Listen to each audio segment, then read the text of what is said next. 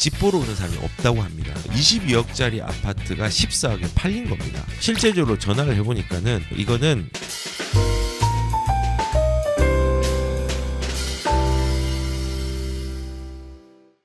오늘 보니까는 시장에서도 그렇고 제 댓글에서도 그렇고 전문가의 반응도 그렇고 중개사들의 반응도 그렇고 모두들 시장이 어렵다. 이제 보합이다. 대처할 수 있는 부분들이 필요하다라고 얘기를 많이 합니다. 언론의 반응에서 이제 시장을 좀 살핀 걸 보면요. 집 보러 오는 사람이 없다고 합니다.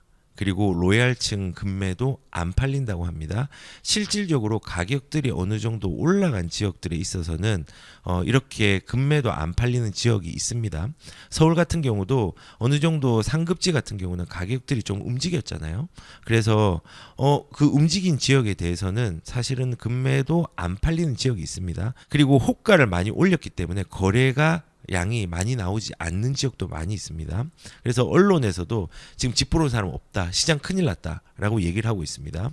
그리고 전문가의 반응들도 시장, 주택시장이 총선 전까지는 관망세가 지속되고 전문가의 전망도 하면서 여기에 나오셨던 분이 고준석 대표님, 그다음에 김효선 수석위원님, 농협은행, 그리고 최신영 리얼투데이 PD 본부장님, 그다음에 하명진 직방 빅데이터 랩장님 이렇게 네 분이 나와서 전망을 했는데 일단은 분양가가 비싸면 미분양이 나올 것이다. 입지가 확실하지 않으면 수요층이 움직이지 않을 것이다. 총선까지는 관망세가 지속될 것이다. 내년까지는 보합 혹은 하락세로 돌아설 수도 있으니까 이제 시장을 좀 주의해라. 이런 전문가의 반응들도 많이 있었습니다. 그럼 이걸 보면 되게 무섭겠죠. 왜냐하면 전문가가 얘기를 했으니까. 근데 이것도 우리가 참고할 사항이지 무서워할 필요는 없다고 생각합니다. 그 이유 말씀을 드리도록 할게요. 그리고 중개업소의 반응도 집값 더 떨어질 겁니다. 현장 공인중개사들도 돌아서라고 했는데요. 이거는 이제 공인중개사들이 이제 현장에서 실질적으로 지금 현재의 상황, 좀 어둡고 그 다음에 거래량이 떨어지고 거래가 안 되는 이 시장에 대해서 체감을 하고 있기 때문에 그 부분들을 그냥 내년과 올해 말 내년을 이렇게 좀 어둡게 전망을 했습니다. 그런데 제가 좀 얘기하고 싶은 게 있습니다. 뭐냐면요, 우리는 언론, 그 다음에 여론조사, 전문가, 중개업소의 반응 이런 모든 것들을 참고해야 되고 믿음으로 가져가면 안 됩니다. 왜냐하면 과거의 전망은 모두 비켜갔기 때문에 그렇습니다. 2023년도 1월 2일 날 신문 기사를 보면요. 서울 주민 80% 올해 집값 하락을 전망을 했습니다. 그런데 전망은 하락을 했는데요. 실제로는요. 상반기와 올해 8월까지 꾸준하게 상승을 했고 지금은 거래가 안 됐지만 상승 거래가 계속 일어나고 있습니다. 그러니까 지금은 정상화의 과정에서 전고점을 회복한 게 아니라 전고점에 가까이 간 데도 있고 가격들이 V자 반등을 일으킨 데도 있습니다. 예를 들어서 송도 같은 경우도 V자 반등 일으켰죠. 송파 같은 경우도 그렇죠. 그다음에 꽤 많은 곳들이 이런 실제적인 상승이 일어났습니다. 전망은 하락인데 실제 상승을 했으니까 전망이 틀렸죠. 예, 그리고 2022년도 1월 1일 날 7인의 전문가가 한 목소리로 올해도 수도권 집값은 상승세라고 했습니다. 전망은 상승이었지만은 2022년도는 거래 멸종장이었습니다. 정말 무서운 시장이었습니다, 사실은. 그래서 실질적으로 이것도 전망이 틀렸습니다. 그리고 2019년도로 넘어가겠습니다. 2019년 1월 3일 날 10명 중에 7명이 올해 집 안 산다. 전망은 하락이었습니다. 근데 실제로 상승했습니다. 왜 이때 하락 전망을 했을까요? 이때는 2019년도가 되게 힘든 시장이었어요. 그러니까 2018년도 9.13 대책이 일어난 이후에 시장이 어두워지기 시작해서 2019년도 7월 전까지 시장이 어두웠습니다. 하락을 했습니다. 실제로 조정이 나고. 그러니까 연초에 전망을 하는 건요. 어둡게 전망을 한 거예요. 근데 결과는 달랐습니다. 그리고 2017년도로 내려갑니다. 1월 2일 날 집값 하락 우려에 10명 중 8명이 올해 집 안 산다. 전망은 하락이었지만요. 실질적으로 파리 대책의 효과, 2017년도 파리 대책의 효과가 있은 다음에 한 달 정도 뒤에 가격들이 엄청나게 오르기 시작했습니다. 자, 보시면은 공통점이 있습니다. 그 상황에서 전망하는 시기에 항상 시장이 좋거나 안 좋거나에 대한 체감에 따라서 전망이 결정이 되었습니다. 항상 그랬습니다. 그래서 제가 이제 말씀을 드리는 게 언론의 반응, 전문가의 반응, 중개업소의 반응이 있는데 이 반응에 대해서 우리가 맞다 안 맞다를 따지는 게 아니라 지금 시장이 이런 식으로 어두운 상황이 있구나. 밝은 상황이 있거나 참고를 하시고 결과론적으로 보면은 과거의 전망들은 다 비켜간 것들을 볼 수 있잖아요. 그런 걸 보시면서 우선은 이것들은 이렇게 생각하셔야 됩니다. 부동산의 전망은요. 현재를 반영하는 지표가 되지 미래를 대변하는 지표가 아니라는 겁니다. 이런 부분들을 조금은 자세히 알고 우리가 부동산 전망을 하는 부분에 대해서 너무 맹신하지 않고 갔으면 좋겠다라는 생각을 가져봅니다. 그리고 지금 저는 이 언론에서 나왔던 여러 가지 얘기들을 조금 말씀을 드렸는데요. 사실은 제 댓글을 보면서 비관론자들이 많이 나오고 있습니다. 근데 비관론이 많을수록요, 우리는 부동산 시장에 오히려 더 집중하는 기회로 삼으셔야 됩니다. 지금 제 댓글을 한번 볼게요. 오늘 14억 떨어진 거래 나왔다네. 국세청에서 특수관계자 알아서 조사하겠지만 강남에는 물건을 비싸게 줘야 한다니까. 14억이나 바람이 나. 그러니까 무슨 내용인지 제가 정확하게 파악은 못했지만은 아무튼 뭐 가격들 떨어지고 있다 뭐 이런 내용으로 좀 파악이 됩니다. 그런데 제가 이런 그 신문 기사들이 예전에 제가 문재인 정부 때나 시장의 가격들이 좀 하락할 때 되게 많이 이런 형식으로 영상을 많이 만들었었는데 일단 찾아봤습니다. 어떤 아파트가 14억이 떨어진 게 아니라 22억짜리 아파트가 14억에 팔린 겁니다. 그러니까 강남의 집주인들이 술렁했다는 거죠. 이 아파트가 어떤 아파트면요. 도곡 쌍용 예가입니다. 도곡 쌍용 예가가 지금 14억에 떨어진 건데 여기 물건 보시면 11층짜리 2023년도 11월 달에 14억짜리가 돼 있죠. 11층이고 가격이 얼토당토 않게 뚝 떨어져 있습니다. 엄청 오래전 가격으로 빠진 거죠. 거의 뭐 2018년보다 가격들이 더 떨어진 겁니다. 17년 가격으로 떨어진 겁니다. 그러니까는 이게 이제 놀란 거다. 이제 집값이 떨어진다라고 얘기를 한 건데요. 제가 여기에 전화를 해봤습니다.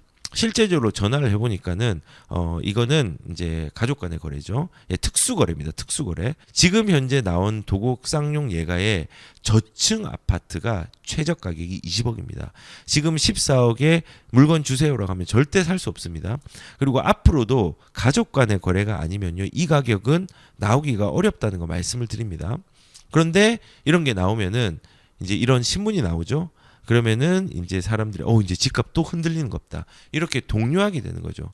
우리는 1차적인 해석이 아니라 거기에 대한 의미를 체크를 하면서 확인을 하고 의미 부여를 하는 게 필요하다고 저는 생각을 합니다. 그리고 우리가 이런 시기가 과연 이렇게 가격이 확 떨어진 시기가 없었냐? 있었죠. 2021년도에도 이 직거래 비율을 보시면 12.6%, 2023년도에도 13.2%, 2022년도 6월달에 8.2%, 2022년 8월달에 14%. 그 전에도 직거래가 있으면서 가족 간의 특수거래가 이루어졌습니다. 그러면서 이제 제가 이제 사례를 가져온 게 2022년 10월 1일 날 이런 또 거래가 있었죠. 2022년도 22억이었던 게 13억이 거래가 됐습니다. 어마어마하게 떨어져 13억 8천이면 거의 8억이 떨어진 거잖아요.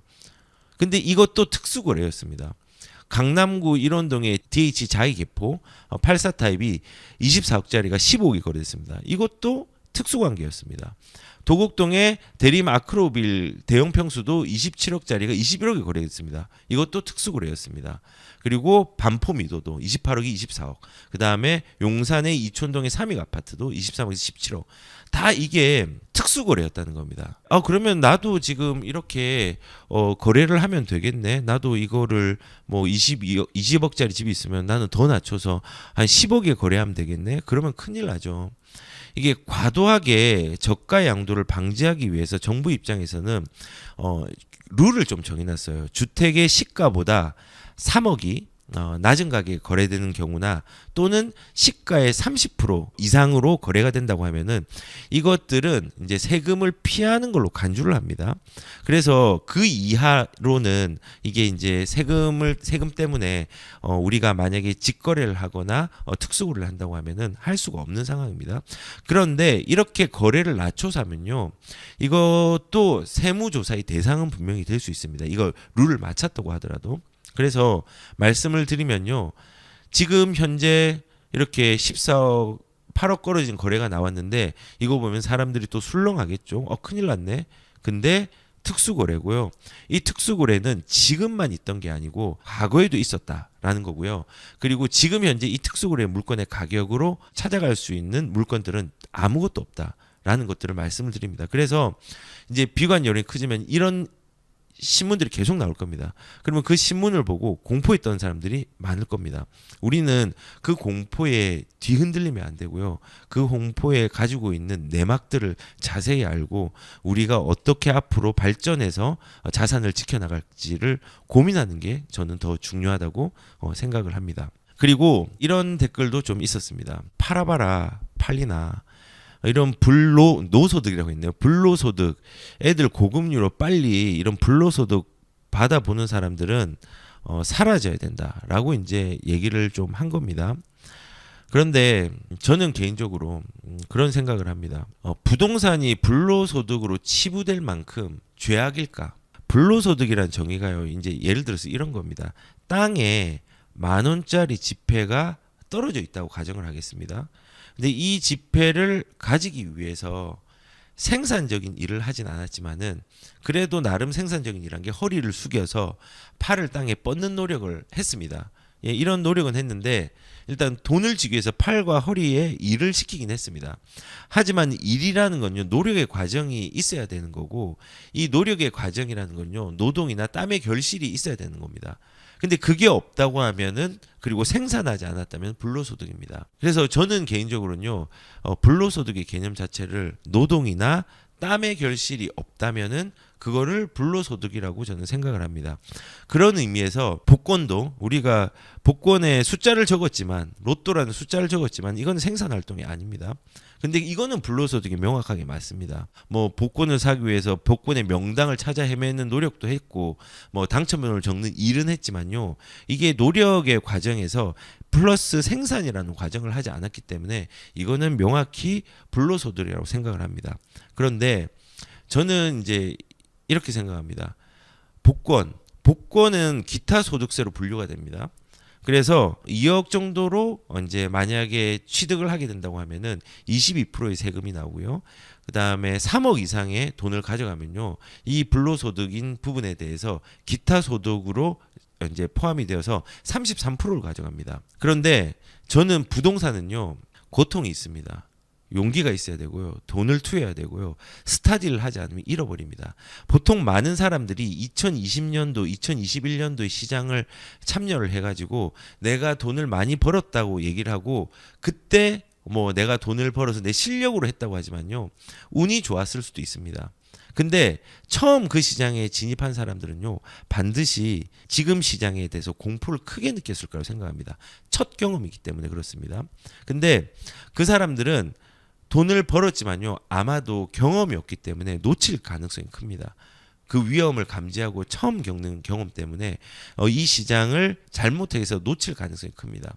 근데 경험이 쌓았던 사람들, 공부를 한 사람들, 기본이 탄탄한 사람들, 그래서 용기를 가진 사람들은요. 그 수많은 실패와 노력을 통해 가지고 아마도 스타디를 통해 가지고 지금 자산을 지키고 있을 거라고 생각을 합니다. 제가 왜 이 얘기를 하냐면요. 부동산은요. 노력과 생산 없이는요. 얻어지지 못합니다. 그런데 이제 생각을 해보시면요. 복권은 기타 소득세로 3억 이상이면 33%의 세금을 떼는데요. 주택의 양도소득세는요. 3억 이상이면요. 44%의 세금을 뗍니다. 복권보다 주택이 세금을 더 많이 뗍니다. 이거는 제 그냥 의견이고 생각입니다. 그리고 불로소득에 대해서 최절정에 달았던 때가 저번 정부입니다. 문 정부의 최대 양도소득세는요. 3주택자 이상에 대해서는 최대 세율이 82.5%입니다. 10억을 벌면은 8억 2,500이 세금으로 나간 겁니다. 이때 정말 사람들이 거래를 못하게 되었죠. 다주택자들이 양산이 되지 않았죠. 그런데 지금 이렇게 세금들이 굉장히 많이 나가는 것을 보면서 부동산이 참 불로소득으로 많이 치부되고 있고 정권에 따라서 치부가 그렇게 더 심하게 되는구나 라는 생각을 저는 많이 했습니다. 그런데 이런 사회적 인식이 조금은 변했으면 좋겠습니다. 저는 주택은요 거주의 목적도 있지만요 재화로도 사용될 수 있다고 생각을 합니다. 1주택으로 전 국민이 가져간다고 하면요, 폴란드라든지 공산주의처럼요 문제가 많이 생깁니다. 1주택이면요 이사라든지 인테리어라든지 그다음에 그 건설 경기라든지 이런 부분들이 전부 마비가 되는 상황들이 옵니다.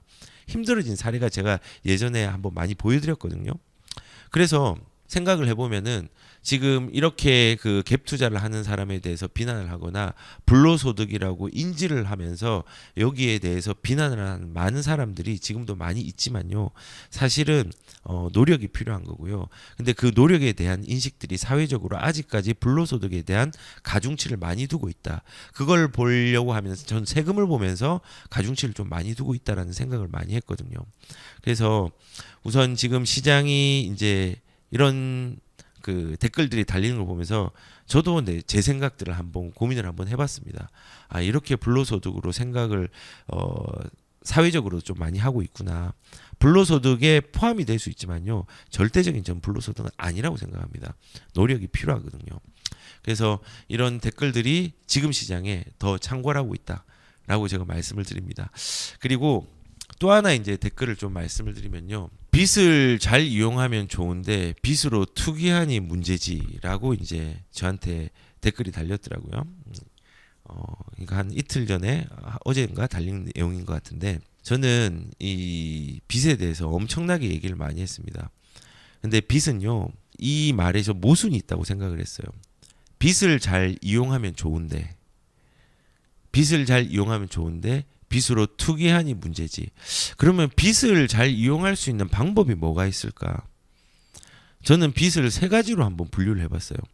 생활형 빚, 그 다음에 소비형 빚, 생산형 빚, 이렇게 세 가지로 분류를 해봤거든요. 생활형 빚은요, 정말 생존을 위해서 빚을 내는 겁니다.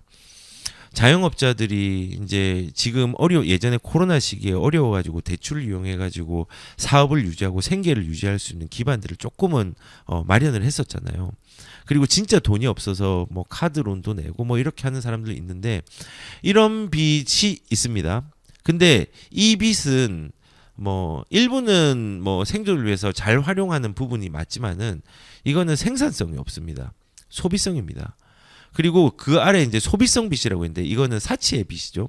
어떻게 보면은 자동차를 과도하게 활부를 한다든지 뭐 명품을 산다든지 뭐 이런 것들을 빚으로 해가지고 하는 것들, 뭐 이 소비형 빚이라고도 할 수 있죠. 할부도 빚이거든요. 자동차도 사실은 감가상각이 큰 거기 때문에 소비형이거든요. 이렇게 이제 분류를 할 수 있고, 그리고 활용할 수 있는 거 생산형 빚이 있습니다. 이제 자산을 불릴 수 있는 빚이잖아요. 저는 빚은요, 이렇게 세 가지로 분류할 수 있다고 생각합니다. 그런데 빚을 잘 이용하면 좋은데라고 했는데, 어떤 게 가장 이용을 잘하는 거죠? 저는 생산형 빚이 잘 이용하는 거라고 생각합니다. 근데 빚으로 투기를 하니까 문제지라고 얘기했는데요. 그럼 빚으로 어떤 걸 사용해야 될까요? 저는 좀 생각을 해봤으면 좋겠습니다. 생활형 빚을 사용할 수는 있겠지만은 이게 생산적인 걸까요? 소비형 빚, 이게 생산적인 걸까요? 그렇지 않거든요. 그래서 시장이 안 좋으면요, 투자나 혹은 집을 사는 것 자체를 그냥 투기라고 얘기를 하고요, 빚 자체를 너무 안 좋은 부정적인 방향으로 시선으로 바라보는 사람들이 굉장히 많이 있습니다. 저는 개인적으로 여기에 제가 많은 댓글들을 좀 읽어드렸지만요, 이런 마인드보다는 우리가 조금 더 시장의 비난 여론들을 동조하는 게 아니라, 그 비난 여론들이 대중의 심리를 흔들 때 나는 거기에서 그 심리를 활용하는 활용자가 되는 게 제일 중요합니다.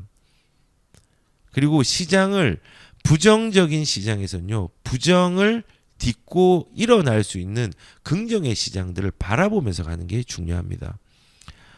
그래서 뭐 지금 가격이 떨어졌다 올랐다 여기에 대해서 너무 집중하지 마십시오. 우리는 우리의 삶에 맞게, 우리 생애 주기에 맞게, 내 자산의 주기에 맞게 우리가 단기적으로 가져갈 수 없잖아요. 그런 부분들을 좀 집중하면서, 단기적인 아니라 장기적인 부분으로 집중하면서 시장을 좀 바라보는 게 좀 필요하다고 저는 생각을 합니다.